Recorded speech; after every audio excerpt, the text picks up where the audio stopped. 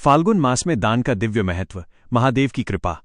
भक्तों, फाल्गुन मास केवल ऋतु परिवर्तन का समय नहीं है, यह आत्मा के शुद्धिकरण का पवित्र अवसर है।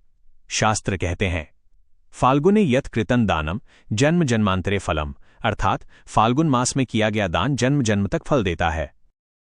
भक्तों, इस मास में किया गया प्रत्येक पुण्य कर्म सीधे भगवान शिव और भगवान विष्णु तक पहुंचता है।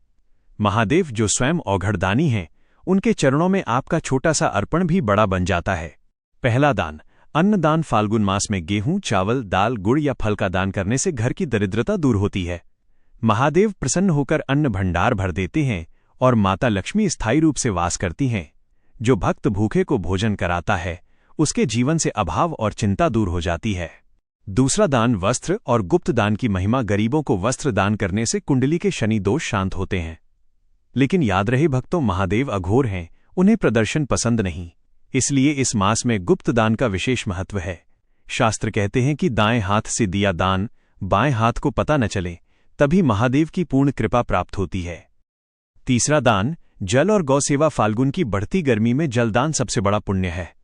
प्याऊ लगवाना या राहगीरों को जल पिलाना पितृदोष को शांत करता है।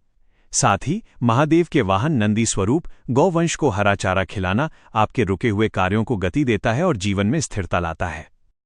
चौथा दान, विद्या और समय का दान। भक्तों, दान केवल धन का नहीं होता। यदि आपके पास साधन सीमित हैं, तो किसी को सही राह दिखाना, ज्ञान देना या किसी दुखी व्यक्ति की बात धैर्य से सुनना भी विद्या और करुणा का दान है। महादेव करुणा के सागर हैं और दूसरों के प्रति दया दिखाना उन्हें अत्यंत प्रिय है। पांचवा दान, तिल, गुड़ और शक्कर। तिल पापों का नाश करता है, गुड़ मधुरवाणी देता है और शक्कर जीवन में मिठास लाती है। ये वस्तुएं नकारात्मक ऊर्जा को समाप्त कर आपके व्यक्तित्व में महादेव जैसा तेज भर देती हैं। छठा दान, क्षमादान। सबसे बड़ा दान फाल्गुन का महीना होली के साथ समाप्त होता है। महादेव महामृत्युंजय हैं, जो हमें बंधनों से मुक्त करते हैं। इस मास में अपने मन से बैर निकालकर दूसरों को क्षमा करना सबसे बड़ा दान है। जब आप दूसरों को क्षमा करते हैं, तो आपका हृदय महादेव के वास के योग्य बनता है।